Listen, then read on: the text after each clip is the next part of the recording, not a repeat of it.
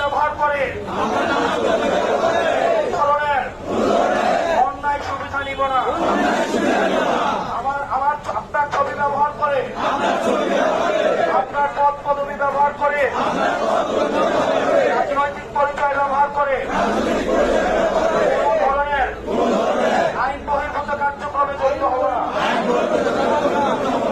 এই দেবিদ্বারের মানুষ যেই আস্থা আমাদেরকে রেখেছে, দেবিদ্বারের মানুষ যে ভরসা আমাদের উপরে রেখেছে,